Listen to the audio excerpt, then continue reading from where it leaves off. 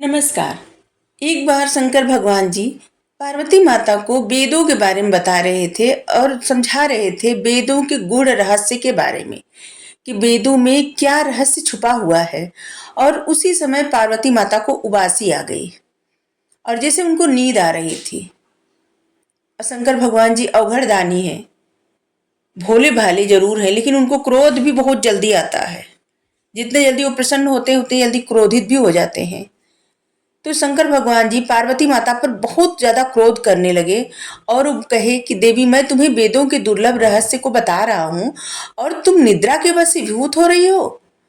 तुम्हें और साधारण मछुए की स्त्री में कोई भेद हमें नजर नहीं आ रहा है। तुम्हारा दंड यही है कि तुम भूलोक में किसी मछुए के पुत्री के यहाँ जन्म लो। मछुए मतलब मछुआरा। शिव जी के श्राप से पार्वती माता उसी क्षण वहां से गायब हो गई। बाद में शिव जी को बहुत पछतावा हुआ कि मैंने क्या कर दिया।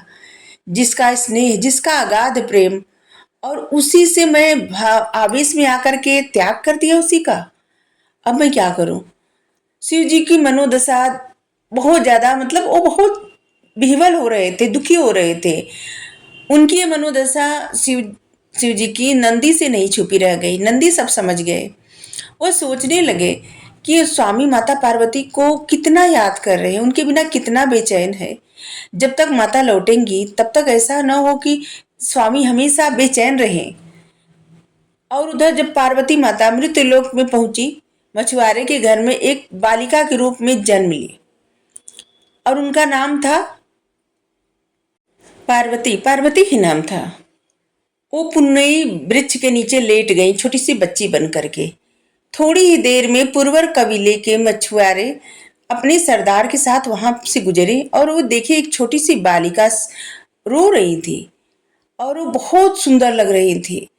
सरदार ने बालिका को अपनी गोद में उठाया और उसे भगवान का भेजा हुआ प्रसाद समझ करके अपने घर पर ले आया और उसने बालिका का नाम पार्वती ही रखा, जो कि हम पहले बता चुके। जब वो कुछ बड़ी हो गई तो पार्वती माता अपने पिता के साथ मछली पकड़ने जाने लगी।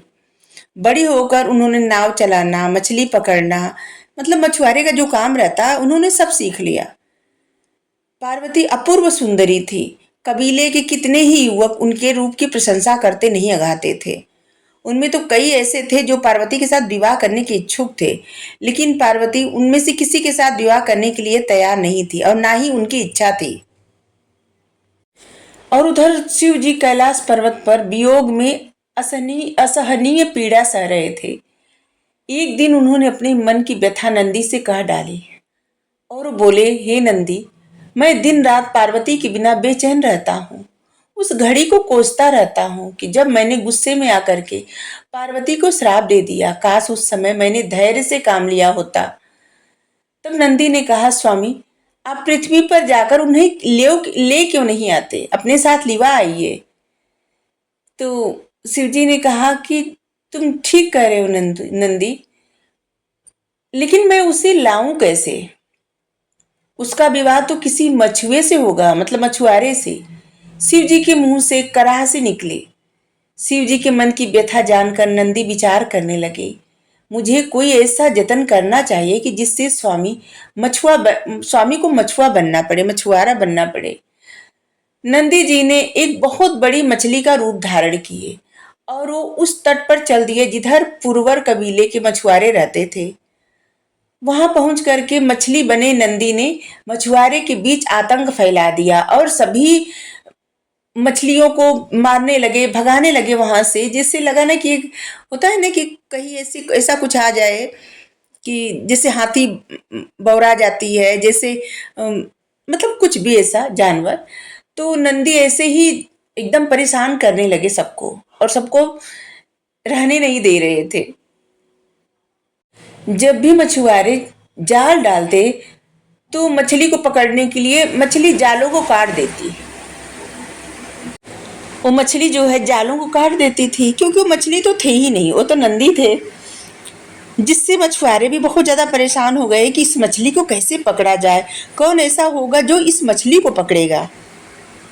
जब उस मछली का आतंक बहुत ज्यादा फैल गया, नंदी जो मछली का रूप धारण किए थे उनका आतंक जब इतना ज्यादा फैल गया कि बर्दाश्त से बाहर हो गया, तब कबीले के जो मुखिया थे उन्होंने ऐसा घोषणा कर दिया कि जो आदमी इस मछली को पकड़ करके ले आएगा उसके सामने, वो उसी के साथ अपनी बेटी का ब्याह कर देगा। अपनी बेटी पार्वती का ब्याह उसी युवक के साथ वो कर देंगे। बहुत सारे युवक आए, मछली पकड़ने की कोशिश की, लेकिन सब लोग असफल रहे। असहाय होकर मछुआ सरदार ने शिव की शरण ली। हे दया के सागर, हे शंकर कैलाशपति, हमें इस मछली से छुटकारा दिलाओ। ये बहुत परेशान कर दी है, जिससे अब हम लोगों का यहाँ रहना, मछली पकड़ना दुर्भर हो रहा है। हम बहुत परेशान हो गए हैं। आप जब चाहेंगे तभी ये मछली कोई पकड़ पाएगा, आपके बिना चाहे कुछ नहीं हो सकता।